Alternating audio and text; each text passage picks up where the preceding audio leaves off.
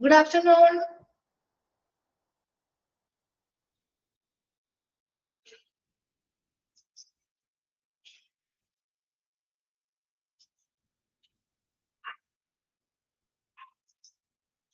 Okay, അപ്പൊ നമ്മളെ public relation in hospital ആണ് എടുത്തുകൊണ്ടിരുന്നത് അല്ലെ.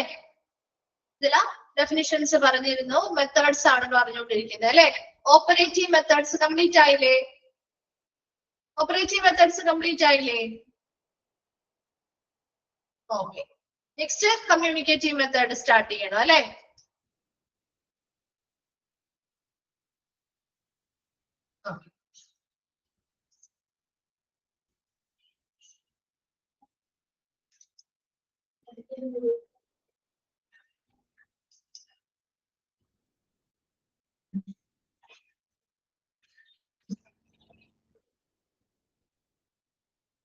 കമ്മ്യൂണിക്കേറ്റീവ് മെത്തേഡ് ഒന്നുകൂടി പറയാന്ന് പറഞ്ഞു അല്ലെ. അപ്പൊ കമ്മ്യൂണിക്കേറ്റീവ് മെത്തേഡ് നമുക്ക് ഒന്നുകൂടി എടുക്കാം കേട്ടോ. അത് കുറച്ചുകൂടി ഒന്ന് നിങ്ങൾക്ക് ഡീറ്റെയിൽ ആണ് നമ്മൾ ഇനി ഫർദർ ആയിട്ട് അത് തന്നെ പറയുന്നത്. കമ്മ്യൂണിക്കേറ്റീവ് മെത്തേഡ് കേട്ടോ. ഓപ്പറേറ്റീവ് മെത്തേഡ് ക്ലിയർ അല്ലേ? വായിച്ചു നോക്കിയിരുന്നോ? ഓക്കെ അല്ലേ? ഓക്കെ, കമ്മ്യൂണിക്കേറ്റീവ് മെത്തേഡ് നമുക്ക് ഒന്നുകൂടി പറയാം കേട്ടോ. അത് തന്നെ നമ്മൾ ഇനി ഡീറ്റെയിൽ ആയിട്ട് ഓരോ ബോക്സുകളിലാക്കിയും പഠിക്കുന്നുണ്ട്. അപ്പൊ അതുകൊണ്ട് അത് ഒരിക്കലും മറന്നുപോയില്ല കേട്ടോ നമ്മൾ. കമ്മ്യൂണിക്കേറ്റീവ് മെത്തേഡ് എന്ന് പറഞ്ഞാൽ ആശയവിനിമയ രീതികളാണ്. അപ്പൊ കമ്മ്യൂണിക്കേറ്റീവ് മെത്തേഡുകളിൽ പറയുന്നത് ഫസ്റ്റ് വൺ എന്ന് പറഞ്ഞാൽ, അപ്പൊ നമുക്കറിയാം നല്ല ആശയവിനിമയത്തിലൂടെ പബ്ലിക് റിലേഷൻ കൊണ്ടുവരിക, അതാണ് ഈ ഒരു മെത്തേഡിന്റെ എയിം എന്ന് പറയുന്നത്. നല്ല ആശയവിനിമയങ്ങളിലൂടെ നമുക്ക് നല്ലൊരു പബ്ലിക് റിലേഷൻ കൊണ്ടുവരിക എന്നുള്ളത്. അപ്പൊ നമുക്കറിയാം നല്ലൊരു കമ്മ്യൂണിക്കേഷൻ അല്ലെങ്കിൽ ആശയവിനിമയം നടത്തുക എന്ന് പറയുമ്പോൾ, നമ്മളൊരു ഹോസ്പിറ്റലിൽ ചെല്ലുമ്പോൾ നമുക്ക് ആവശ്യമായിട്ടുള്ള പല കാര്യങ്ങളും നമ്മൾ അവരോട് ചോദിക്കാറുണ്ടാവും അല്ലെ. അന്വേഷണങ്ങൾ നടത്താറുണ്ട് അല്ലെ. ഒരു ഹോസ്പിറ്റലിൽ ചെന്ന് കഴിയുമ്പോൾ അഡ്മിഷനുമായി ബന്ധപ്പെട്ട കാര്യങ്ങൾ ചോദിക്കാറുണ്ട്, അതുപോലെ തന്നെ കൺസൾട്ടേഷനുമായി ബന്ധപ്പെട്ട കാര്യങ്ങൾ ചോദിക്കാറുണ്ട്, അല്ലെങ്കിൽ ഡിസ്ചാർജുമായി ബന്ധപ്പെട്ട കാര്യങ്ങൾ ചോദിക്കാറുണ്ട് അല്ലെ. അപ്പൊ അതിനൊക്കെ ശരിയായ മറുപടികൾ അല്ലെങ്കിൽ ഇൻഫർമേഷൻസ് അവരിൽ നിന്ന് കിട്ടുക എന്നുള്ളതാണ്. അപ്പൊ നല്ലൊരു ആശയവിനിമയം നടക്കുന്നത് അതാണ് ഫസ്റ്റ് പോയിന്റ് ഉദ്ദേശിക്കുന്നത്. To make available suitable information to the patients, their relatives and visitors. രോഗികൾക്കും അവരുടെ ബന്ധുക്കൾക്കും വരുന്ന സന്ദർശകർക്കും അനുയോജ്യമായിട്ടുള്ള ഇൻഫർമേഷൻസ് അല്ലെങ്കിൽ എന്താണ് വിവരങ്ങള് ലഭ്യമാക്കുക, അതാണ് ഒന്നാമത്. അപ്പൊ നല്ലൊരു കമ്മ്യൂണിക്കേഷൻ ഉണ്ടെങ്കിൽ മാത്രമേ, നല്ലൊരു ആശയവിനിമയം ഉണ്ടെങ്കിൽ നമുക്ക് നല്ലൊരു പബ്ലിക് റിലേഷൻ നിലനിർത്താൻ പറ്റും. അപ്പൊ അതിനു വേണ്ടി പേഷ്യൻസ് എന്തെങ്കിലും ഇൻഫർമേഷൻസ് ചോദിച്ചാൽ, അതല്ലെങ്കിൽ അവരുടെ റിലേറ്റീവ്സ് ആയിക്കോട്ടെ, വരുന്ന വിസിറ്റേഴ്സ് ആയിക്കോട്ടെ, എന്തെങ്കിലും ഇൻഫർമേഷൻസ് അവർക്ക് വേണമെന്ന് അതിന്റെ ഒരു അന്വേഷണം അവർ നടത്തിയാൽ അതുമായി ബന്ധപ്പെട്ട അനുയോജ്യമായിട്ടുള്ള ഇൻഫർമേഷൻസ് അല്ലെങ്കിൽ വിവരങ്ങൾ അവർക്ക് ലഭ്യമാക്കുകയാണ് ഒന്നാമത്തെ പോയിന്റ് പറയുന്നത്.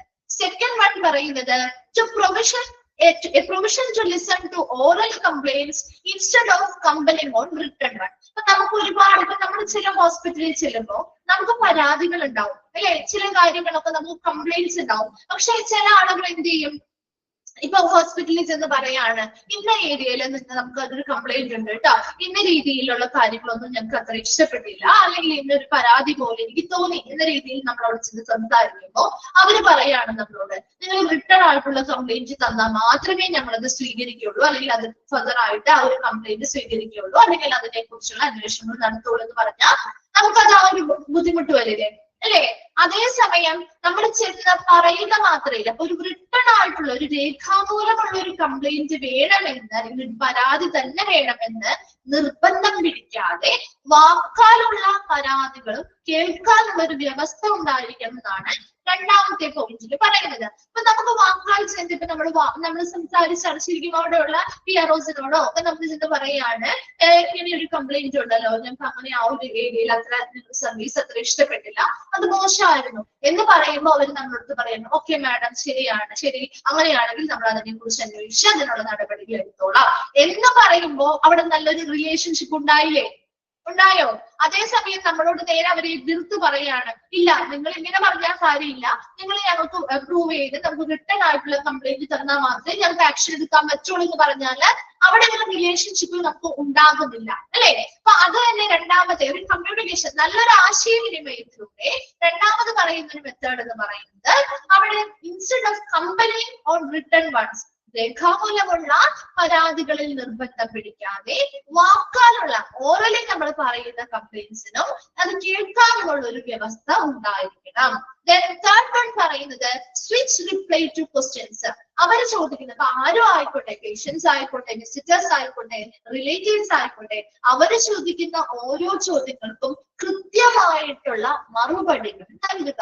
സ്വിച്ച് റിപ്ലൈ ടു ക്വസ്റ്റ്യൻസ്, പെട്ടെന്ന് അല്ലെങ്കിൽ ഉടനെ തന്നെ അവർക്ക് ആവശ്യം അവർ ചോദിക്കുന്ന കാര്യങ്ങൾക്കുള്ള കൃത്യമായ മറുപടികൾ എളുപ്പം പെട്ടെന്ന് തന്നെ ഒരിക്കലും സമയം വൈകാതെ അവർക്ക് നൽകുക. നെക്സ്റ്റ് പറയുന്നത് provision of suggestion box at suitable places. അനുയോജ്യമായ ഇടങ്ങളിൽ സജഷൻ ബോക്സുകൾ അല്ലെങ്കിൽ നിർദ്ദേശ ബോക്സുകൾ സ്ഥാപിക്കുക. അപ്പൊ നമുക്ക് എന്ത് ചെയ്യാം, നമുക്ക് അവരോട് പറയാനുള്ള ഹോസ്പിറ്റലുകാരുടെ നേരിട്ട് നമുക്ക് പറയാൻ ബുദ്ധിമുട്ടുള്ള കുറെ കാര്യങ്ങളൊക്കെ ഉണ്ടാവും അല്ലെ. അങ്ങനെയാണെങ്കിൽ നമുക്ക് ആ ഒരു സജഷൻ ബോക്സിൽ നമ്മുടെ സജഷൻസ് എന്ത് ചെയ്യാം, കമ്മ്യൂണിക്കേഷനിലൂടെ നമുക്ക് സജഷൻസ് എഴുതി അതിൽ രേഖപ്പെടുത്തി ഇടാവുന്നതാണ്. അപ്പൊ അതിലൂടെ രണ്ടു കൂട്ടരും തമ്മിലൊരു ആശയവിനിമയം നടക്കുന്നുണ്ട്. അപ്പൊ അവിടെ ഹോസ്പിറ്റലുകാർക്ക് മനസ്സിലാവുന്നുണ്ട് ഇങ്ങനെയുള്ള കാര്യങ്ങളൊക്കെ ആ ഒരു സജഷൻ ആയിട്ട് വന്നിട്ടുണ്ട് എന്ന് മനസ്സിലായാല് അവർക്ക് അതിനനുസരിച്ചുള്ള മാറ്റങ്ങൾ വരുത്താനും പറ്റും. നെക്സ്റ്റ് പറയുന്നത് visual communication. Film shows, exhibitions and hospital brochures are to be exhibited. Visual communications. നമുക്ക് ഈ പറഞ്ഞ പോലെ എന്തെങ്കിലും മാഗസീനുകളായിരിക്കാം, ഹോസ്പിറ്റലുമായി ബന്ധപ്പെട്ടാണ് കേട്ടോ, ഹോസ്പിറ്റലിലെ പ്രവർത്തനങ്ങളുമായി ബന്ധപ്പെട്ട മാഗസീനുകളിലൂടെയോ വീഡിയോസിലൂടെയോ, അതുപോലെ തന്നെ ഈ പറഞ്ഞ പോലെ എക്സിബിഷൻസ്, ഫിലിം ഷോസ്, അതുപോലെ ഡോക്യുമെന്ററികള്, അതുപോലെ തന്നെ ഹോസ്പിറ്റൽ ബ്രോഷേഴ്സ് ഒക്കെ നമ്മൾ പ്രദർശിപ്പിക്കുന്നതിലൂടെയും നല്ലൊരു കമ്മ്യൂണിക്കേഷൻ അല്ലെങ്കിൽ ആശയവിനിമയം നടക്കുന്നുണ്ട്. And school teachers, students, housewives are members of women's organization and religious leaders can conduct hospital tours. അതോടൊപ്പം തന്നെ ഇപ്പൊ ഹോസ്പിറ്റൽസിലൊക്കെ ടൂറിനതിന് പകരം നമുക്കൊരു വിസിറ്റ് എന്നാണ് അത് വിശേഷിപ്പിക്കാൻ പറ്റുക അല്ലെ. ഒരു ഹോസ്പിറ്റലിലേക്ക് സ്കൂൾ ടീച്ചേഴ്സിനോ അല്ലെങ്കിൽ അവിടുത്തെ സ്റ്റുഡൻസിലേക്കുണ്ടോ അല്ലെങ്കിൽ ഹൗസ് വൈഫ് ആയിട്ടുള്ളവർക്കോ അല്ലെങ്കിൽ ഇപ്പൊ വുമൺ ഓർഗനൈസേഷൻസ് ഒക്കെ ഉണ്ടല്ലോ അങ്ങനെയുള്ളതിന്റെ മെമ്പേഴ്സിനോ അല്ലെങ്കിൽ ഇപ്പൊ റിലീജിയസിനായിട്ടുള്ള മതപരമായിട്ടുള്ള ലീഡേഴ്സ് അല്ലെങ്കിൽ നേതാക്കൾക്കോ അങ്ങനെ ആർക്ക് വേണമെങ്കിലും ഹോസ്പിറ്റൽ ടൂർ അല്ലെങ്കിൽ വിസിറ്റുകൾ നടത്താവുന്നതാണ്. ആ ഹോസ്പിറ്റലിൽ വരാനും അവിടുത്തെ പ്രവർത്തനങ്ങൾ കണ്ടു വിലയിരുത്താനും മനസ്സിലാക്കാനും ഉള്ള ഒരു അവസരമാണത്. അപ്പൊ നല്ല രീതിയിൽ അങ്ങോട്ടും ഇങ്ങോട്ടും കമ്മ്യൂണിക്കേഷൻ ചെയ്ത് ആശയവിനിമയത്തിലൂടെ ഓരോ കാര്യങ്ങളും മനസ്സിലാക്കാനും അതിലൂടെ നല്ലൊരു പബ്ലിക് റിലേഷൻ ഉണ്ടാക്കിയെടുക്കാനും സാധിക്കും. Then അടുത്തത് to hold an annual hospital day or open day house where public can be shown every aspect of the hospital operation that include some of highly technical functions. ഇതിൽ പറയുന്നത് ഒരു annual hospital day, ഓരോ വർഷവും hospital days ഉണ്ടാവുമല്ലോ. അപ്പൊ ആ വാർഷികപരമായിട്ട് നമ്മൾ നടത്തുന്ന ആനുവൽ ഹോസ്പിറ്റൽ ഡേയ്സോ അല്ലെങ്കിൽ ഒരു ഓപ്പൺ ഡേ ഹൗസുകളൊക്കെ വെക്കാം, സ്കൂളിലൊക്കെ വെക്കുന്നത് പോലെ തന്നെ ഇവിടെ ഹോസ്പിറ്റലുമായി ബന്ധപ്പെട്ട ഹോസ്പിറ്റലിലെ പ്രവർത്തനങ്ങളെ കുറിച്ച് പൊതുജനങ്ങൾക്ക് മനസ്സിലാക്കാനും ആ ഒരു എല്ലാം, അതായത് ഹൈലി ടെക്നിക്കൽ വളരെ ഉയർന്ന സാങ്കേതിക പ്രവർത്തനങ്ങൾ ഉൾപ്പെടെ ആ ഹോസ്പിറ്റലിലെ എല്ലാ വശങ്ങളിലുമുള്ള എല്ലാ പ്രവർത്തനങ്ങളും നേരിട്ട് കണ്ട് ബോധ്യപ്പെടാനും മനസ്സിലാക്കാനും ഒക്കെ ഉള്ള ഒരു ഓപ്പൺ ഡേ ഹൗസുകളോ അല്ലെങ്കിൽ ആനുവൽ ഹോസ്പിറ്റൽ ഡേയ്സോ ഒക്കെ സംഘടിപ്പിക്കുക. ലാസ്റ്റ് പറയുന്നത് using mass media would be helpful to improve public relation. അതോടൊപ്പം തന്നെ പബ്ലിക് റിലേഷൻ അല്ലെങ്കിൽ പൊതുജനങ്ങളുമായി ബന്ധപ്പെട്ട ആ ഒരു നല്ല സമ്പർക്കം അല്ലെങ്കിൽ ആ ഒരു ബന്ധം നിലനിർത്തുന്നതിന് വേണ്ടി മാസ് മീഡിയാസ് യൂസ് ചെയ്യുക. എന്തൊക്കെയാ മാസ് മീഡിയാസിൽ വരിക അല്ലെ? മൊബൈൽസ്, നമ്മുടെ സോഷ്യൽ മീഡിയാസ് ആയിക്കോട്ടെ, നമ്മുടെ ടെലിവിഷൻസ്, റേഡിയോ അല്ലെ, അങ്ങനെ ഒരുപാട് മാസ് മീഡിയ കമ്മ്യൂണിക്കേഷൻസ് നടത്താം അല്ലെ. അതിലൂടെയൊക്കെ നല്ലൊരു കമ്മ്യൂണിക്കേഷൻസ് ഉണ്ടാക്കിയെടുക്കാം. ഇതൊക്കെ കമ്മ്യൂണിക്കേഷൻ മെത്തേഡുകളാണ്. ആശയവിനിമയത്തിലൂടെ എങ്ങനെ നമുക്ക് നല്ലൊരു പബ്ലിക് റിലേഷൻ ഉണ്ടാക്കിയെടുക്കാൻ പറ്റും. ക്ലിയർ ആണോ? വേഗം ആ പോയിന്റ്സ് വായിച്ചു നോക്കിയേ. ഇനി അത് ഓരോന്നും നമ്മളെ എക്സ്പ്ലെയിൻ ചെയ്തതില് ഭൂരിഭാഗവും നമ്മൾ ഇനി ഓരോ ബോക്സ് ആയിട്ട് എക്സ്പ്ലെയിൻ ചെയ്ത് പഠിക്കുന്നുണ്ട് കേട്ടോ. ഇത് വ്യക്തമായാൽ നമുക്ക് അത് എളുപ്പമായിരിക്കും.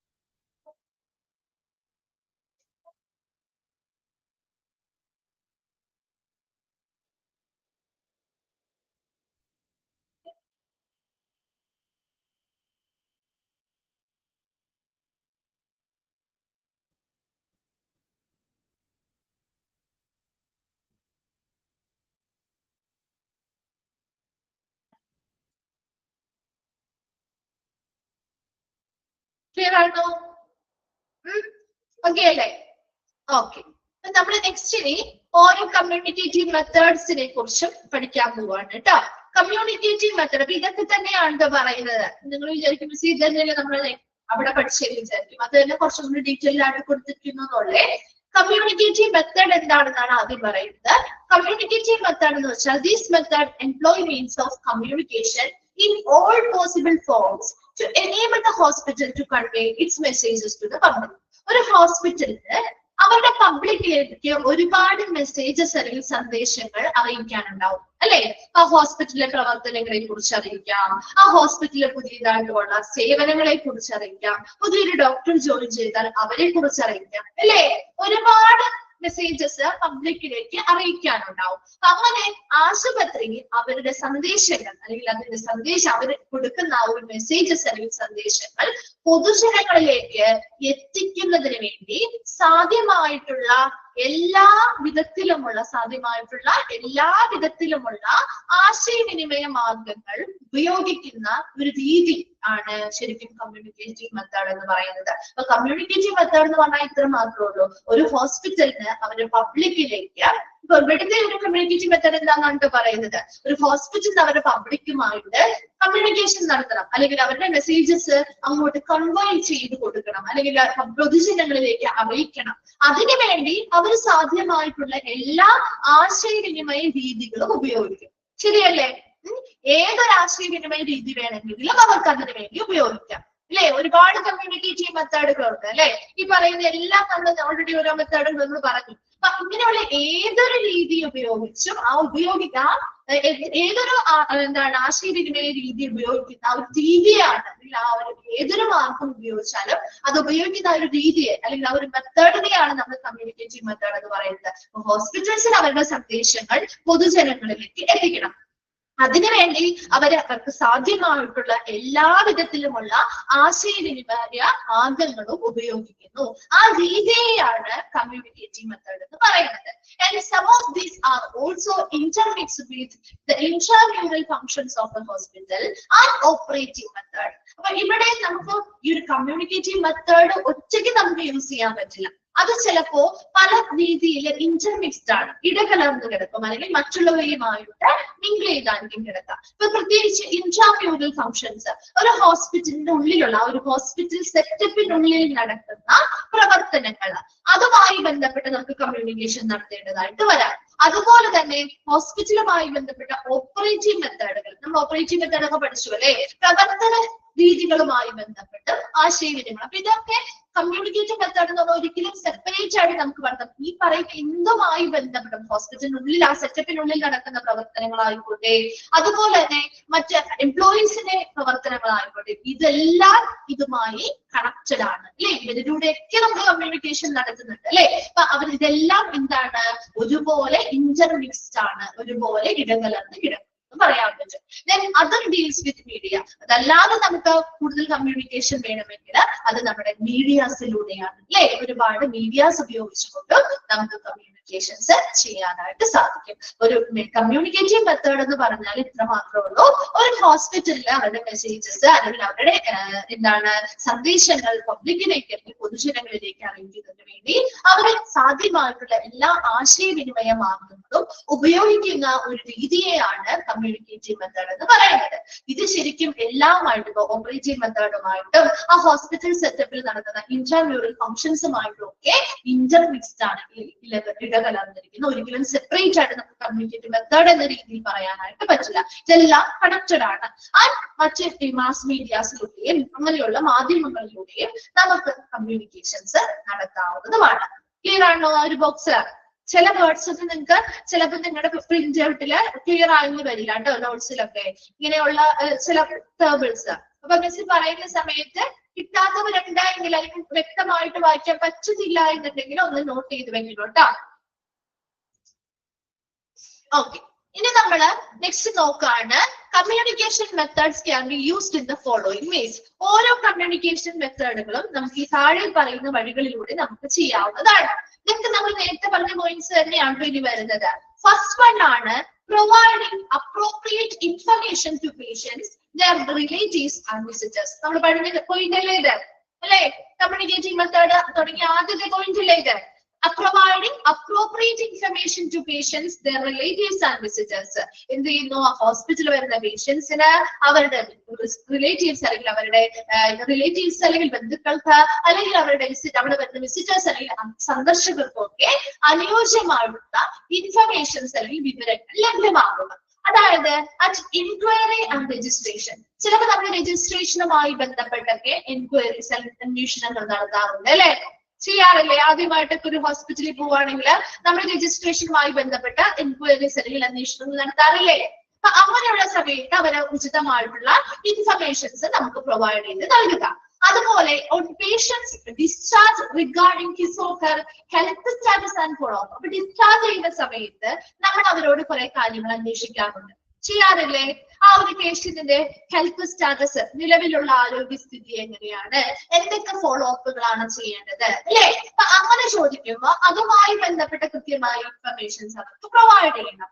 അതോടൊപ്പം തന്നെ the discharge interview with അറ്റൻഡിംഗ് physician can serve this purpose well. അപ്പൊ ഇതും എല്ലാം ഓരോരുത്തരാണ് ചെയ്യേണ്ടത്. ഇപ്പൊ നമ്മൾ ഈ പറയുന്ന ആരോടാണോ നമ്മൾ ആ ഒരു അന്വേഷണം നടത്തുന്നത് അവര് വ്യക്തമായിട്ടുള്ള ഇൻഫർമേഷൻസ് നമുക്ക് തരിക എന്നുള്ളതാണ്. ഒരു ഡിസ്ചാർജുമായി ബന്ധപ്പെട്ട് നമ്മൾ ഈ പറയുന്ന ഒരു ഇൻക്വയറി അല്ലെങ്കിൽ അന്വേഷണം നടത്തുമ്പോൾ അതുമായി ബന്ധപ്പെട്ട് വ്യക്തമായിട്ടുള്ള ആ ഒരു കാര്യം അല്ലെങ്കിൽ ആ ഒരു വ്യക്തമായിട്ട് അവരുടെ ഹെൽത്ത് ഹിസ്റ്ററി എങ്ങനെയാണ്, അല്ലെങ്കിൽ ഹെൽത്ത് കണ്ടീഷൻ എങ്ങനെയാണ്, ഫോളോ അപ്പ് എങ്ങനെയാണ് ചെയ്യണമെന്നൊക്കെ കൃത്യമായിട്ട് പറഞ്ഞു തരാൻ പറ്റുന്ന വ്യക്തി എന്ന് പറയുന്നത് അവരെ അറ്റൻഡ് ചെയ്ത ഫിസിഷ്യൻ തന്നെയായിരിക്കും അല്ലെ?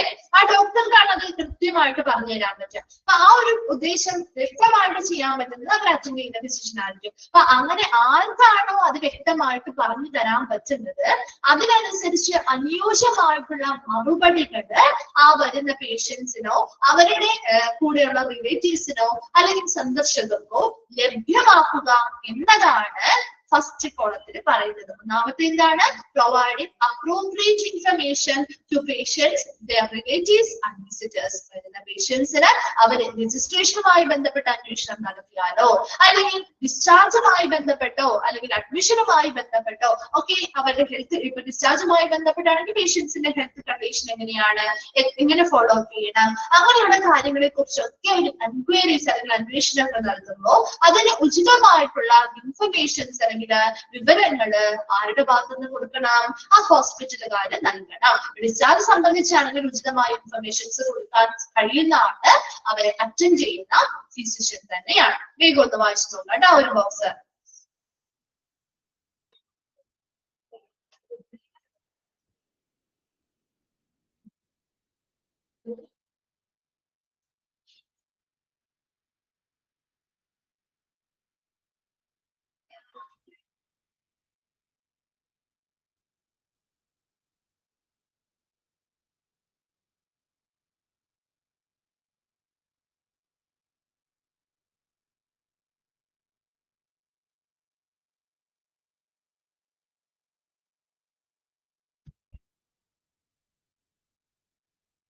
ഓക്കെ, then സെക്കൻഡ് പോയിന്റിലേക്ക് കടക്കാണ്. സെക്കൻഡ് വൺ ആണ് an open house approach to the visitors without interfering in the routine medical care functions. അതായത് നമ്മൾ പറഞ്ഞു ഒരു ഓപ്പൺ ഡേ ഹൗസുകളൊക്കെ നടത്താൻ അല്ലെ? അങ്ങനെയുള്ള ഒരു സമീപനം വിസിറ്റേഴ്സിന് without interfering in the routine medical care function. ആ ഹോസ്പിറ്റലിലെ ദിവസേനയുള്ള കുറച്ച് ദൈനംദിന പ്രവർത്തനങ്ങളുണ്ട് അല്ലെ? അതിനെയൊന്നും അങ്ങനെയുള്ള ദിവസേനയുള്ള മെഡിക്കൽ പരിചരണ പ്രവർത്തനങ്ങളെ ഒന്നും ബാധിക്കാത്ത രീതിയിൽ വിസിറ്റേഴ്സിന് അല്ലെങ്കിൽ സന്ദർശകർക്ക് വരാനും അവിടെ പ്രവർത്തനങ്ങൾ കണ്ട് മനസ്സിലാക്കാനുള്ള ഒരു ഓപ്പൺ ഹൗസ് പോലെയുള്ള ഒരു സമീപനം കൊണ്ടുവരിക. അതുപോലെ തന്നെ അതുമായി ബന്ധപ്പെട്ട് പറയുന്ന കാര്യം ചില പോയിന്റ്സ് നിങ്ങൾക്ക് ക്ലിയർ അല്ലെങ്കിൽ ഒന്ന് നോട്ട് ചെയ്ത് വെക്കണോട്ടാ. ഓക്കെ, അതിന്റെ ഫസ്റ്റ് പോയിന്റ് പറയുന്നത് large number of visitors to patients cannot be avoided in our peculiar socio-cultural ethos. നമുക്കറിയാം നമ്മുടെ നാടുകളിൽ നമ്മുടെ ചുറ്റുവട്ടമുള്ള നമ്മുടെ ഹോസ്പിറ്റലൊക്കെ ആണെങ്കിൽ ആരെങ്കിലും ഒരാൾ ഒരു ഹോസ്പിറ്റലിൽ അഡ്മിറ്റ് ആയി നമ്മൾ അറിയാവുന്നവരാണ്, നമുക്ക് പരിചയമുള്ളവരാണെങ്കിൽ നമ്മൾ എന്ത് ചെയ്യും? അവരെ പോയി കാണാൻ പോകും അല്ലെ? കുറെ ഫ്രൂട്ട്സും ഒക്കെ വാങ്ങിയിട്ട് നമ്മൾ ഉടനെ അടുത്ത ദിവസം തന്നെ അവരെ കാണാനൊക്കെ പോകും ഇല്ലേ? ശരിയല്ലേ?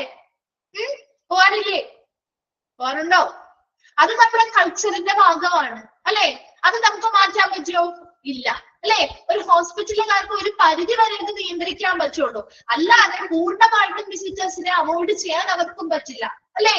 അപ്പൊ ഒരു പരിധി വരെ നമുക്ക് അത് അവോയ്ഡ് ചെയ്യാൻ പറ്റും, അല്ലെങ്കിൽ ഒഴിവാക്കാൻ ഹോസ്പിറ്റലുകാർക്ക് പറ്റുമെങ്കിൽ പോലും ഈ പറയുന്ന സന്ദർശകർ പോകുന്നത് നമുക്ക് പൂർണ്ണമായിട്ടും നമ്മുടെ ഒരു കൾച്ചർ വെച്ചിട്ട്, നമ്മുടെ സൊസൈറ്റിയിലെ കൾച്ചർ വെച്ചിട്ട് അത് പൂർണ്ണമായും ഒഴിവാക്കാൻ സാധിക്കില്ല. അതാണ് ഇവിടെ പറഞ്ഞത്. ലാർജ് നമ്പർ ഓഫ് വിസിറ്റേഴ്സ് വരുന്നത് കൺട്രോൾ ചെയ്യാൻ പറ്റും, പക്ഷെ വിസിറ്റേഴ്സ് വരുന്നത് പൂർണ്ണമായിട്ടും നമുക്ക് അവോയ്ഡ് ചെയ്യാൻ സാധിക്കില്ല. റിലേറ്റീവ്സ്, അതുപോലെ തന്നെ ഇപ്പൊ റിലേറ്റീവ്സ്, അവരുടെ കൂടെയുള്ള റിലേറ്റീവ്സ് വന്നിട്ടുണ്ട്, അല്ലെങ്കിൽ ഇപ്പൊ വിസിറ്റേഴ്സ് അവിടെ വന്നിട്ടുണ്ടെങ്കിൽ ആ വിസിറ്റിംഗ് സമയങ്ങൾ കൊടുക്കും ഇല്ലേ. കണ്ടിട്ടില്ലേ ഹോസ്പിറ്റലില് വിസിറ്റിംഗ് ടൈം കൊടുക്കും ഇല്ലേ. ഇത്ര സമയം മുതൽ ഇത്ര സമയം, രാവിലെ ആണെങ്കിൽ ഇത്ര സമയം മുതൽ ഇത്ര സമയം വരെയാണ് സന്ദർശന സമയം, വൈകിട്ടാണെങ്കിൽ ഇത്ര സമയം മുതലാണ്. അത് ഹോസ്പിറ്റലിനെ ഡിപ്പെൻഡ് ചെയ്താണ് ഇരിക്കുന്നത് ഏത് സമയത്താണ് വിസിറ്റേഴ്സിന്റെ സമയം അലോട്ട് ചെയ്യുന്നത്. ആ സമയത്ത് നമ്മൾ വിസിറ്റേഴ്സിനെ കയറ്റും. കഴിച്ചു കഴിഞ്ഞ് കഴിയുമ്പോൾ നമ്മളിപ്പോ അവിടെ നമുക്കുള്ള സ്വഭാവമാണ് അല്ലെ, നമ്മൾ അവിടെ ചെന്നിരുന്ന് പേഷ്യൻസിനോട് സംസാരിച്ചിരിക്കുന്ന സമയത്ത് ഒരു നഴ്സോ അല്ലെങ്കിൽ ഡോക്ടറോ ഒക്കെ വരുന്ന സമയമാണെങ്കിൽ നമ്മുടെ കൂടെയുള്ള ആളുകൾ, നമ്മുടെ ഏറ്റവും ബന്ധപ്പെട്ട ഇഷ്ടമുള്ള ആളുകളൊക്കെ ആണെങ്കിൽ നമ്മൾ ആ ഡോക്ടറിനോടോ അല്ലെങ്കിൽ നേഴ്സിനോടോ ചോദിക്കും അല്ലെ, ഡോക്ടറെ അല്ലെങ്കിൽ നേഴ്സെ ഈ ഒരു സിസ്റ്ററെ ഈ ഒരു പേഷ്യന്റിന് എങ്ങനെയുണ്ട്, ഇപ്പൊ ബെറ്റർ ആയോ ചോദിക്കാറില്ലേ.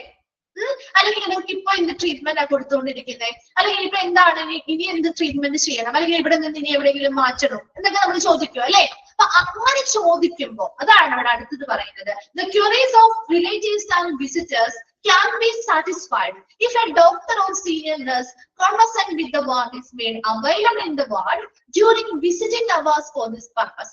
നമ്മളിപ്പോ ഒരു ചോദിക്കാണ്, നമ്മൾ അവിടുത്തെ സിസ്റ്ററിനോട് അല്ലെങ്കിൽ നഴ്സിനോട് ചോദിക്കാണ്, ഈ പേഷ്യന്റിന് എങ്ങനെയുണ്ട്, എന്റെ ബന്ധുവാണ്, ഇപ്പൊ ഈ പേഷ്യന്റിന് എങ്ങനെയുണ്ട്, ഞങ്ങൾ ഇവിടെ തന്നെ കണ്ടിന്യൂ ചെയ്യണോ, അല്ലെങ്കിൽ ഞങ്ങൾ വേറെ എവിടെയെങ്കിലും മാറ്റണോ, അല്ലെങ്കിൽ വേറെ എന്തെങ്കിലും ട്രീറ്റ്മെന്റ് ഇദ്ദേഹത്തിന് കൊടുക്കണോ എന്നൊക്കെ ചോദിക്കുന്ന സമയത്ത് ആ നഴ്സ് നമ്മളോട് മറുപടി, അതൊന്നും നിങ്ങളോട് പറയാൻ പറ്റില്ല.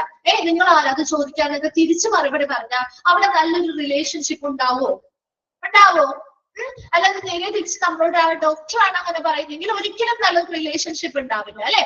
അതേസമയം നേരെ തിരിച്ചാണ് പറയുന്നതെങ്കിലോ ആ നഴ്സ് അല്ലെങ്കിൽ ആ ഒരു ഡോക്ടർ നമ്മളോട് നമ്മൾ അന്വേഷിക്കുന്ന ആ ഒരു അന്വേഷണങ്ങൾക്കുള്ള വ്യക്തമായിട്ടുള്ള മറുപടികൾ നൽകുകയാണെന്ന് വിചാരിക്കാം. അപ്പൊ അവര് പറയാണ്, ഇല്ല നമുക്ക് ഓക്കെയാണ്, എന്റെ ഹെൽത്ത് ഓക്കെയാണ്, നമുക്ക് ഇവിടെ തന്നെ ഇന്ത്യൻ ട്രീറ്റ്മെന്റ് കൊടുത്താൽ കുറച്ച് ദിവസത്തിനുള്ളിൽ ബെറ്റർ ആക്കി എടുക്കാൻ പറ്റും എന്നൊക്കെ നമ്മളോട് നല്ല രീതിയിൽ അതിനുള്ള മറുപടികൾ നൽകുകയാണെങ്കിൽ അവിടെ നല്ലൊരു റിലേഷൻഷിപ്പ് ഉണ്ടാവുന്നില്ലേ?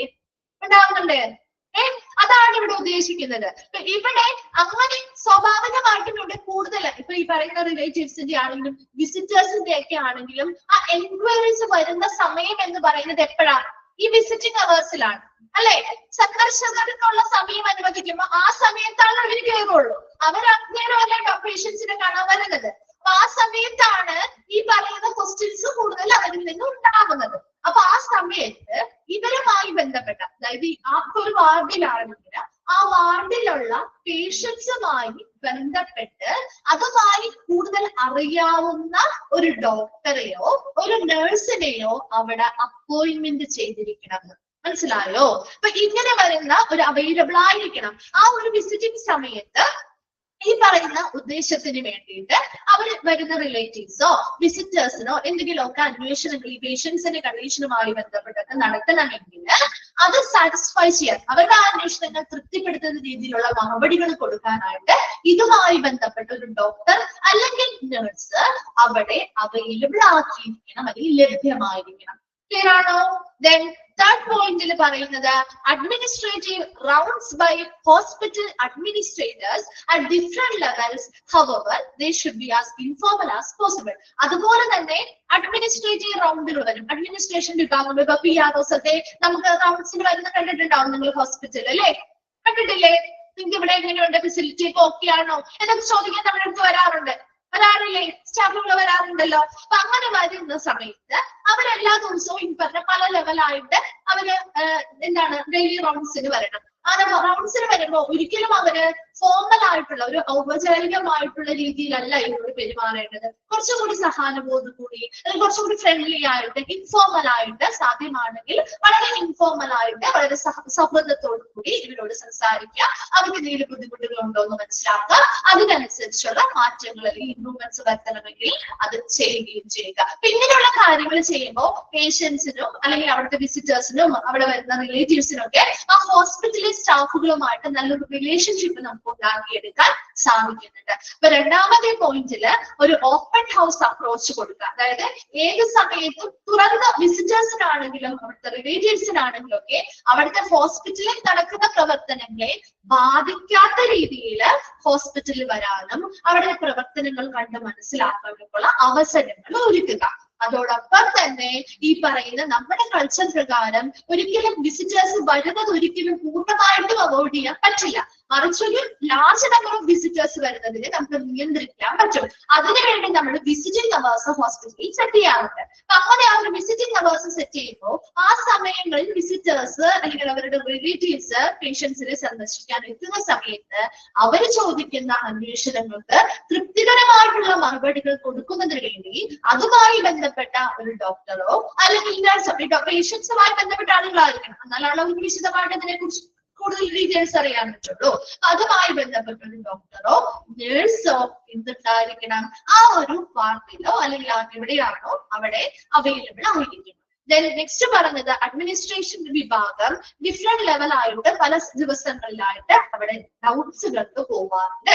അങ്ങനെ റൗണ്ട്സുകൾക്ക് പോകുമ്പോൾ എപ്പോഴും അവര് ഇൻഫോർമൽ ആയിട്ട് എപ്പോഴും ഒരു ഔപചാരികമായിട്ട് അല്ലെങ്കിൽ ഒരു ഫ്രണ്ട്ലി ആയിട്ട് അവരോട് സംസാരിക്കുകയും അവരുടെ കാര്യങ്ങൾ മനസ്സിലാക്കാൻ ശ്രമിക്കുകയും ചെയ്യുക.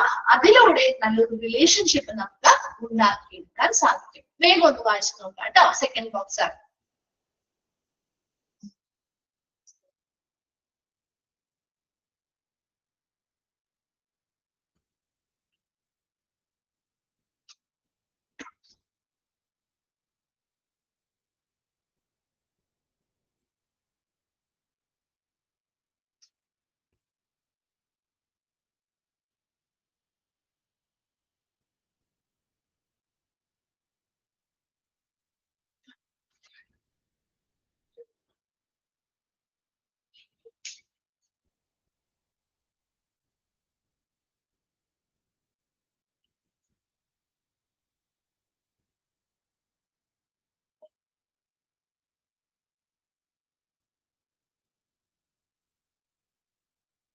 ക്ലിയർ അല്ലേ? ഓക്കെ. നെക്സ്റ്റ് തേർഡ് വൺ ആണ് സൈനേജ് നെയിം ബോർഡ്സ്. കണ്ടിട്ടുണ്ടോ? ആ ഒരു പിക്ചർ കണ്ടിട്ടുണ്ടോ? ഇതുപോലെ എവിടെയെങ്കിലും ഹോസ്പിറ്റലിൽ ചെല്ലുമ്പോ കണ്ടിട്ടുണ്ടോ? സൈനേജ് അല്ലെങ്കിൽ നെയിം ബോർഡുകൾ കണ്ടിട്ടുണ്ടോ? കണ്ടിട്ടില്ലേ ആരും? കുറച്ചു പേരെ കണ്ടിട്ടുണ്ട് അല്ലെ? ശ്രദ്ധിക്കണം കേട്ടോ. ഇനി ഹോസ്പിറ്റലൊക്കെ ചെല്ലുമ്പോ ഇങ്ങനെയുള്ള കാര്യങ്ങളൊക്കെ നമ്മൾ പഠിച്ചതല്ലേ. അപ്പൊ ഇനി ചെല്ലുമ്പോഴൊക്കെ ശ്രദ്ധിക്കണം കേട്ടാ. ഇപ്പൊ നമ്മൾ കാണാത്ത കുറെ കാര്യങ്ങളൊക്കെ ഇനി ചെല്ലുമ്പോ നമ്മൾ കാണും അല്ലെ? അപ്പൊ ഇവിടെ സൈനേജ് ആൻഡ് നെയിം ബോർഡ് എന്ന് പറഞ്ഞു കഴിഞ്ഞാല് ഇപ്പൊ ഈ പറയുന്ന പോലെ ഒരു ഹോസ്പിറ്റലിൽ നമ്മൾ കയറുന്ന എൻട്രൻസിൽ മിക്ക ഹോസ്പിറ്റലൊക്കെ കാണാറുണ്ട് കേട്ടോ. എൻട്രൻസിൽ ഒരു ബോർഡ് ഉണ്ടാവും. ആ ബോർഡില് വ്യക്തമായിട്ട് ഓരോ പേഷ്യൻസ് ഏത് റൂമിലാണെന്ന് വെച്ചാൽ റൂം നമ്പർ ഉണ്ടാവും, അവരുടെ പേരും ഡീറ്റെയിൽസും ഹാങ് ചെയ്തിട്ടുണ്ടാവും. കണ്ടിട്ടുണ്ടോ അല്ലേ? അപ്പൊ നമ്മൾ ഏതെങ്കിലും ഒരു പേഷ്യന്റിനെ കാണാൻ പോവാണെങ്കിൽ ആ ബോർഡ് നോക്കിയാൽ നമുക്ക് മനസ്സിലാവും ഇന്ന റൂമിലാണ് അദ്ദേഹം കിടക്കുന്നത്. അപ്പൊ ആ റൂം നമ്പർ എവിടെയാണെന്ന് നോക്കിയിട്ട് നമുക്ക് പോയാൽ മതി. അതൊന്നാമത്തത്. രണ്ടാമത്തെ കാര്യം, ഇപ്പൊ വലിയ റൂമൊക്കെ അല്ല, വലിയ ഹോസ്പിറ്റലൊക്കെ ആണെങ്കിൽ ഇപ്പൊ നിങ്ങൾ മോൾസിലൊക്കെ പോകുമ്പോൾ കണ്ടിട്ടില്ലേ, ഒരു ഫസ്റ്റ് ഫ്ലോറിൽ ഇന്ന ഏരിയാസിലോട്ട് ആരോ കൊടുത്തിട്ട് ആ ഭാഗത്ത് ലെഫ്റ്റ് സൈഡിലാണെങ്കിൽ ആ ഭാഗത്ത് ഇന്ന ഷോപ്പുകളാണുള്ളത്, ഇന്ന ഷോപ്പുകൾ ഈ ഭാഗത്തേക്കാണ് ആരും കൊടുത്തൊക്കെ എഴുതിയിരിക്കുന്നത് കണ്ടിട്ടില്ലേ? വലിയ വലിയ ഹോസ്പിറ്റലിൽ പോകുമ്പോഴും ഇങ്ങനെ കണ്ടിട്ടുണ്ടോ? ഫസ്റ്റ് ഫ്ലോറിൽ ഇന്ന ഡിപ്പാർട്ട്മെന്റുകളാണുള്ളത്, അതുപോലെ തന്നെ സെക്കൻഡ് ഫ്ലോറിൽ ഇന്ന ഡിപ്പാർട്ട്മെന്റുകളാണുള്ളത്, അത് പോവാനുള്ള സ്റ്റെയർ ഈ വഴിയാണ്. അങ്ങനെ ഒരു ഫ്ലോർ പ്ലാൻ കണ്ടിട്ടില്ലേ? അത് അപ്പൊ ഇവിടെ അതാണ് ഉദ്ദേശിക്കുന്നത്. സൈനേജ് ആണ് നെയിം ബോർഡ്സ് എന്ന് പറഞ്ഞാൽ അതാണ് ഉദ്ദേശിക്കുന്നത്. Easy to follow signage and codes. നമുക്ക് എളുപ്പത്തിൽ ഫോളോ ചെയ്യാൻ പറ്റുന്ന രീതിയിലായിരിക്കണം അത് തയ്യാറാക്കേണ്ടത്. അപ്പൊ ഒരിക്കലും വായിച്ച് ചെയ്യുമ്പോൾ അയ്യോ ഫുള്ള് കൺഫ്യൂസ്ഡ് ആവുന്ന രീതിയിലല്ല. ഈ ഒരു ആരോ കൊടുത്താൽ ഇങ്ങോട്ട് പോയാൽ ലെഫ്റ്റ് തിരിഞ്ഞാൽ ഇന്ന ഡിപ്പാർട്ട്മെന്റ് ഉണ്ട്, അപ്പൊ അതെനിക്ക് മനസ്സിലായി അല്ലെ? അങ്ങനെ പെട്ടെന്ന് മനസ്സിലാവാൻ പറ്റുന്ന രീതിയിൽ ഈ വഴി പോയാൽ സ്റ്റെയർ ഉണ്ട്, ആ സ്റ്റെയറിലൂടെ കയറിയാൽ നമുക്ക് സെക്കൻഡ് ഫ്ലോറിൽ എത്താൻ പറ്റും. അങ്ങനെ എളുപ്പത്തിൽ മനസ്സിലാവുന്ന രീതിയിലുള്ള സൈൻ ബോർഡുകളോ ഗ്രീൻ ബോർഡുകളോ ഒക്കെ ആയിരിക്കണം സ്ഥാപിക്കേണ്ടത്. അതുപോലെ കൃത്യമായിട്ടുള്ള ഒരു പ്രധാനപ്പെട്ട ഇടങ്ങളിലായിട്ട് ആ ഒരു ഫ്ലോർ പ്ലാൻ എന്ത് ചെയ്യുക, പ്രധാനമായിട്ടുള്ള എൻട്രൻസ് ഏരിയയിലൊക്കെയാണ് ഇത് കാണാറ് അല്ലെ. എൻട്രൻസ് ഏരിയയിൽ നിങ്ങൾ പ്രധാനമായിട്ട് കാണാറ് നമുക്ക് കയറി വരുന്ന ആ ഒരു എൻട്രൻസ് ഏരിയയിൽ തന്നെ ഇങ്ങനെയുള്ള ഫ്ലോർ പ്ലാനുകൾ കൊടുത്തിട്ടുണ്ടാവും. ഫസ്റ്റ് ഫ്ലോറിൽ ഗ്രൗണ്ട് ഫ്ലോറിലാണെങ്കിൽ ഇന്നതാണ്, സെക്കൻഡ് ഫ്ലോറിലാണെങ്കിൽ ഇന്ന ഡിപ്പാർട്ട്മെന്റ് ആണ്, തേർഡ് ഫ്ലോറിലാണെങ്കിൽ ഇന്ന ഡിപ്പാർട്ട്മെന്റ് ആണെന്നത് വ്യക്തമായിട്ട് ഡിസ്പ്ലേ ചെയ്തിരിക്കണം അല്ലെങ്കിൽ പ്രദർശിപ്പിച്ചിരിക്കണം.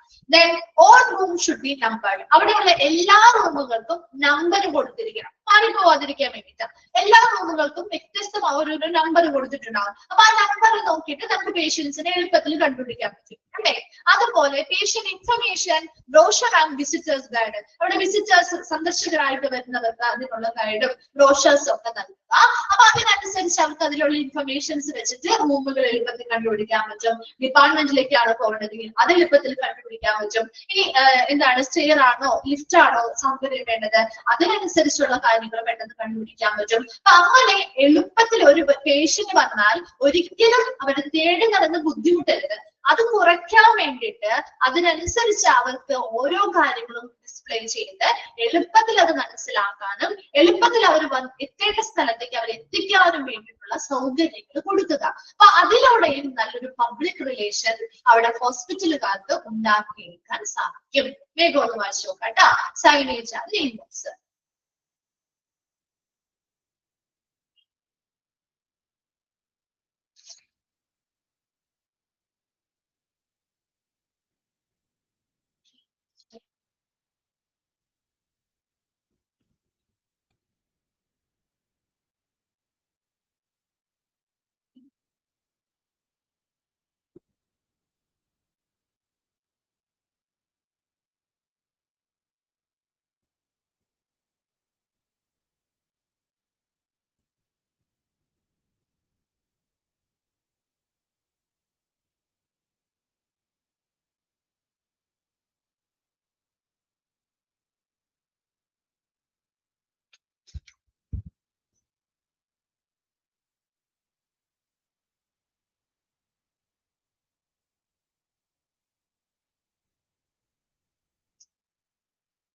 ക്ലിയർ ആണോ?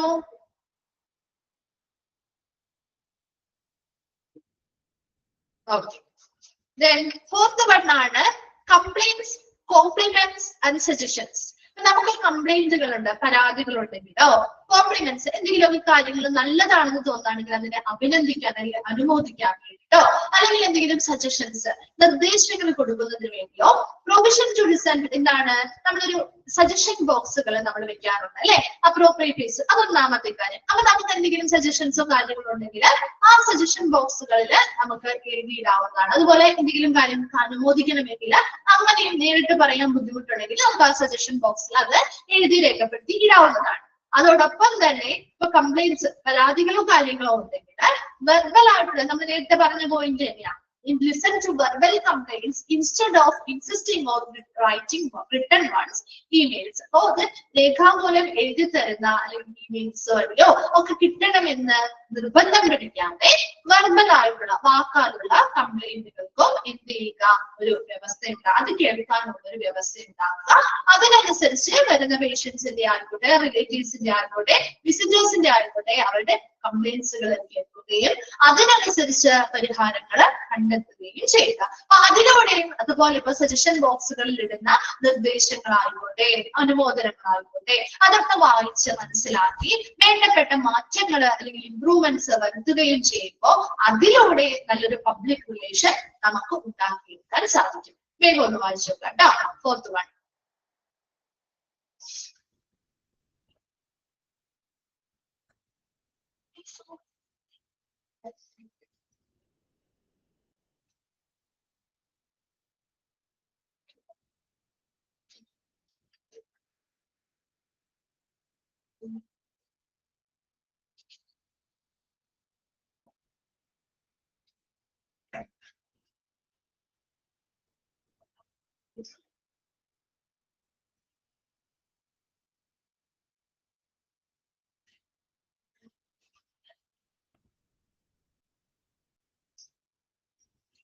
ഓക്കെ, ക്ലിയർ ആണോ? Okay, next one hospital public interactions. ഹോസ്പിറ്റലുമായി ബന്ധപ്പെട്ട കുറച്ച് പബ്ലിക് ഇന്ററാക്ഷൻസ്, പൊതുജനങ്ങളുമായിട്ടുള്ള കുറച്ച് ഇടപെടലുകൾ നടത്തുക. അതായത് hospital choose by groups such as school teachers and students, member of various organizations, people's representatives, religious leaders, etc. നമ്മൾ ഓൾറെഡി പറഞ്ഞതാണ്. ഹോസ്പിറ്റലുമായി ബന്ധപ്പെട്ട ചൂസ് അല്ലെങ്കിൽ വിസിറ്റ്സ് നടത്തുക. അതിലെ ഹോസ്പിറ്റൽ സ്കൂൾ ടീച്ചേഴ്സും സ്റ്റുഡൻസിനും നടത്താം, മെമ്പർ ഓഫ് വേരിയസ് ഓർഗനൈസേഷൻ മെമ്പേഴ്സിന് നടത്താം, പീപ്പിൾസ് റെപ്രസെന്റേറ്റീവ് പല ഇതിന്റെ പ്രതിനിധികൾക്ക് നടത്താം, റിലീജിയസ് ലീഡേഴ്സ് മതപരമായ നേതാക്കൾക്ക് നടത്താം. അങ്ങനെ ആർക്ക് വേണമെങ്കിലും ഗ്രൂപ്പായിട്ട് ഹോസ്പിറ്റൽ ടൂർസ് അല്ലെങ്കിൽ വിസിറ്റ്സ് നടത്താവുന്നതാണ്. അതിലൂടെ ഹോസ്പിറ്റൽ അവർക്ക് നേരിട്ട് സന്ദർശിക്കാൻ പറ്റും. ഹോസ്പിറ്റലിലെ ഓരോ പ്രവർത്തനങ്ങളും മനസ്സിലാക്കാനും നല്ലൊരു പബ്ലിക് റിലേഷൻ അതിലൂടെ ആ ഹോസ്പിറ്റലുമായി ബന്ധപ്പെട്ട് ഉണ്ടാക്കിയെടുക്കാനും സാധിക്കുന്നുണ്ട്.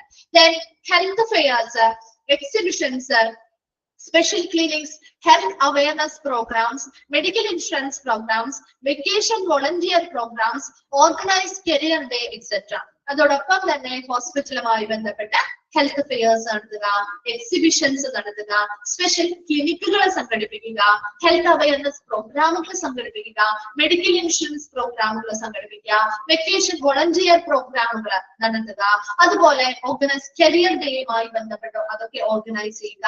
അങ്ങനെ പല പല പ്രോഗ്രാമുകൾ ഹോസ്പിറ്റലുമായി ബന്ധപ്പെട്ട് പബ്ലിക്കിന്റെ ഇന്ററാക്ഷൻസ് ഇടപെടലുകളിൽ കൂട്ടാൻ വേണ്ടിയിട്ട് നൽകുക.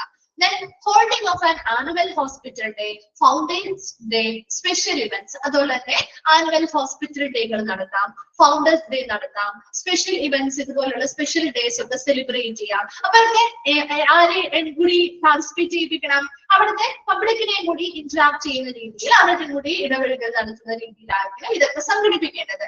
Also this help in projecting every aspect of the hospital operations, including some of the highly technical functions. ഇങ്ങനെയുള്ള ഓരോ പ്രോഗ്രാംസ് നടത്തപ്പെടും. അതിൽ പബ്ലിക്കിന്റെ ഒരു ഇന്ററാക്ഷൻ അല്ലെങ്കിൽ ഇടപെടൽ മുന്നിൽ കണ്ടുകൊണ്ടാണ് ഇങ്ങനെയുള്ള ഓരോ പ്രോഗ്രാംസും നടത്തേണ്ടത്. അങ്ങനെ അവർ ഹോസ്പിറ്റലിലേക്ക് വരികയും ഈ പ്രോഗ്രാമുകളിലും അല്ലെങ്കിൽ ഇങ്ങനെയുള്ള കാര്യങ്ങളിലൊക്കെ ഇടപെടലുകൾ നടത്തുകയും അതിലൂടെ ആ ഹോസ്പിറ്റലിൽ നൽകുന്ന ഓരോ പ്രവർത്തനങ്ങളെ കുറിച്ചും സർവീസുകളെ കുറിച്ചും അവിടെയുള്ള എല്ലാ ഉയർന്ന രീതിയിലുള്ള സാങ്കേതിക പ്രവർത്തനങ്ങളെ കുറിച്ചും ഒക്കെ വ്യക്തമായിട്ട് അവർക്ക് മനസ്സിലാക്കാനും അതിനനുസരിച്ച് അവർക്ക് ആ ഹോസ്പിറ്റലുമായിട്ട് നല്ലൊരു റിലേഷൻഷിപ്പ് മെയിൻറ്റെയിൻ ചെയ്തു പോകാനും കീപ്പ് ചെയ്യാനും ഒക്കെ ഇത് സഹായകമാണ്. Hospital public interactions.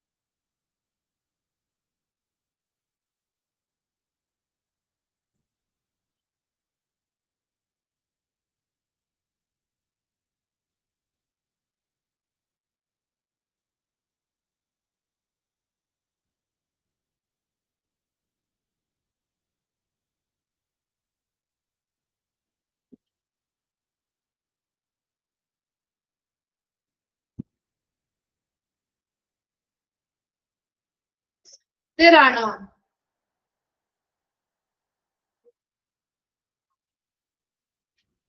Okay, next എടുക്കട്ടെ മിസ്. നെക്സ്റ്റ് ബോക്സ് ഇവിടെ നമ്പർ ഒന്ന് മാറി കിടക്കാണ്ട് കേട്ടോ. താഴത്താണ് 6 എന്ന് കിടക്കുന്നത്, മുകളിൽ 7 എന്നാണ് കിടക്കുന്നത്. നമ്പർ ഒന്ന് മാറിയിട്ടുണ്ട് കേട്ടോ. എന്നാലും പേരൊന്നും വേറെ വ്യത്യാസമൊന്നുമില്ലേ, നമ്പർ മാത്രം ഒന്ന് ജസ്റ്റ് മാറിയിട്ടുള്ളൂ. Next one speakers bureau.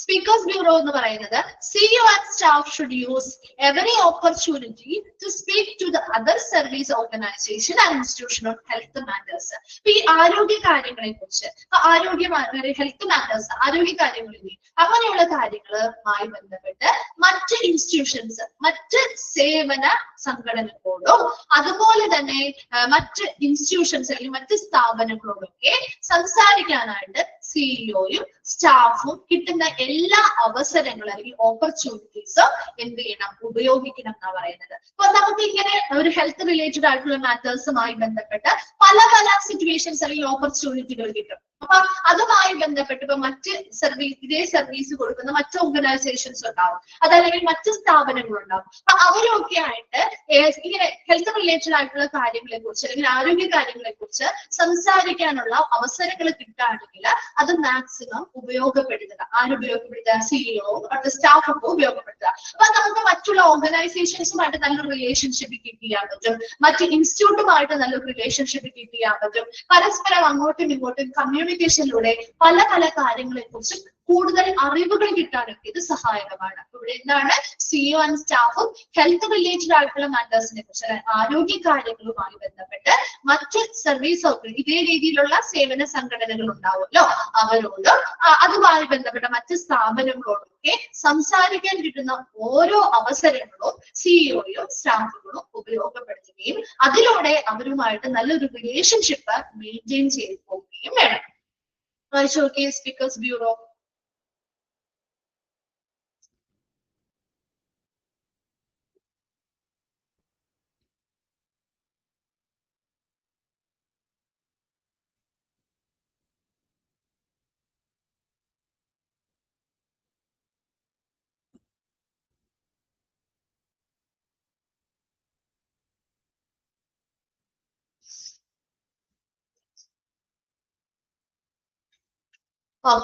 Next ആണ് അഡ്വൈസറി കമ്മിറ്റി.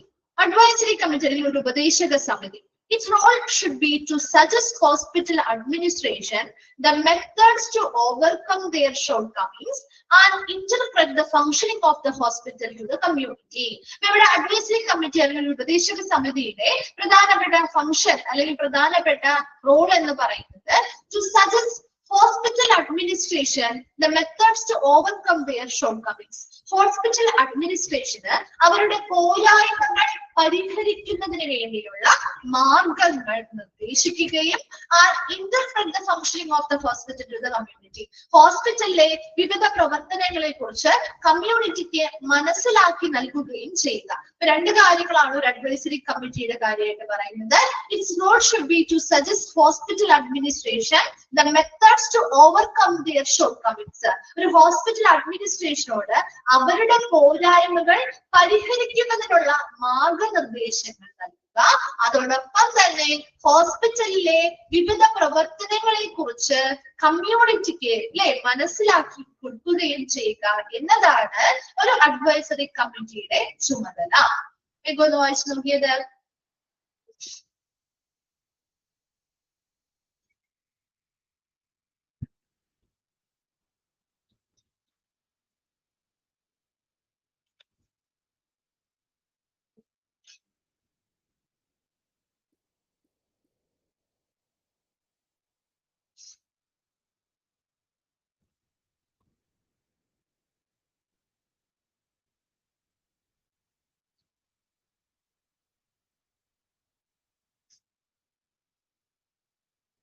ക്ലിയർ ആണോ? ഓക്കെ ആണോ?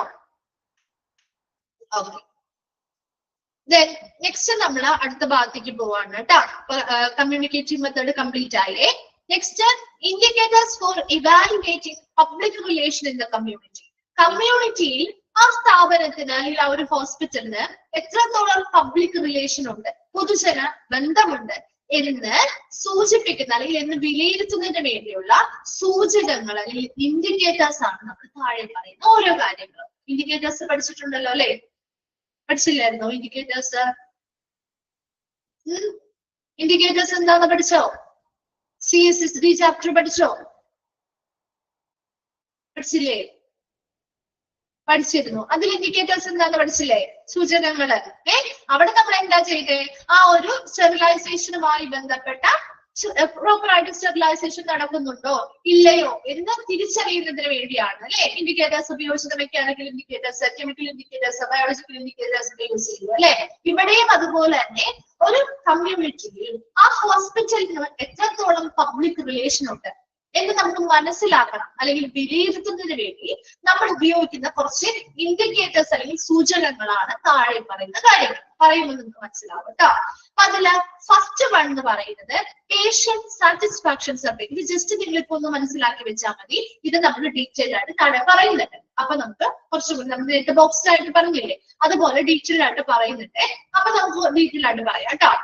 പേഷ്യന്റ് സാറ്റിസ്ഫാക്ഷൻ സർവേ അല്ലെങ്കിൽ രോഗികളുടെ സംതൃപ്തിയുമായി ബന്ധപ്പെട്ട സർവേകൾ നടത്തുന്നതിലൂടെ നമുക്ക് ആ ഒരു ഹോസ്പിറ്റലിൽ എത്രത്തോളം പബ്ലിക് റിലേഷൻ പൊതുജനങ്ങൾക്കിടയിലുണ്ടെന്ന് മനസ്സിലാക്കാൻ പറ്റും. അപ്പൊ പേഷ്യന്റ് സാറ്റിസ്ഫാക്ഷൻ സർവേകളിലൂടെ രോഗികളുടെ സംതൃപ്തി എത്രത്തോളം ഉണ്ട് എന്ന് സർവേകളിലൂടെ നമുക്ക് മനസ്സിലാക്കാനായിട്ട് സാധിക്കും. നല്ല സംതൃപ്തി അല്ലെങ്കിൽ നല്ല സാറ്റിസ്ഫൈഡ് ആണെങ്കിൽ നമുക്ക് ഓൾറെഡി മനസ്സിലാക്കാമല്ലോ നല്ലൊരു പബ്ലിക് റിലേഷൻ ഉണ്ട് എന്ന് മനസ്സിലാക്കാൻ പറ്റും അല്ലെ? ഇല്ലേ? നല്ല സംതൃപ്തി അല്ലെങ്കിൽ സാറ്റിസ്ഫാക്ഷൻ കിട്ടുന്നതുകൊണ്ട് അവർ നല്ല രീതിയിലുള്ള സേവനങ്ങളും സർവീസുകളും കെയറും ഒക്കെ നമുക്ക് തരുന്നത് കൊണ്ടാണ്. സ്വാഭാവികമായിട്ട് ഒരു സ്ഥാപനത്തിലൂടെ നമുക്ക് നല്ലൊരു ബന്ധമല്ലേ ഉണ്ടാവുള്ളൂ അല്ലെ? അപ്പൊ നല്ലൊരു പബ്ലിക് റിലേഷൻ ഉണ്ടെന്ന് മനസ്സിലാക്കാൻ പറ്റും. രണ്ടാമത്തത് ജനറൽ ഒപ്പീനിയൻ, പൊതു അഭിപ്രായ വോട്ടെടുപ്പ്. അതായത് പ്രത്യേകമായിട്ടുള്ള ഒരു ക്വസ്റ്റ്യനോ അല്ലെങ്കിൽ ഒരു സിറ്റുവേഷനോ അതിന് നമ്മൾ അവരുടെ മുന്നിലേക്ക് ഇട്ട് കൊടുത്തുകൊണ്ട് അതിന് ഒരു പൊതു അഭിപ്രായത്തിന്റെ വോട്ടെടുപ്പ് നടത്തും. നമ്മൾ ഡീറ്റെയിൽ ആയിട്ട് പറയാം കേട്ടോ. പൊതു അഭിപ്രായ വോട്ടെടുപ്പിലൂടെ നമുക്ക് പബ്ലിക് റിലേഷൻ എത്രയുണ്ടെന്ന് വിലയിരുത്താൻ സാധിക്കും. അതോടൊപ്പം തന്നെ quality of care using check list. Check list ഉപയോഗിച്ചുകൊണ്ട് ക്വാളിറ്റി ഓഫ് കെയർ എന്ത് ചെയ്യുന്നു, നമ്മൾ പരിശോധിക്കുന്നു. അപ്പൊ കുറെ കാര്യങ്ങൾ നമ്മൾ ക്വാളിറ്റിയുമായി ബന്ധപ്പെട്ട് ഒരു ചെക്ക് ലിസ്റ്റ് തയ്യാറാക്കും.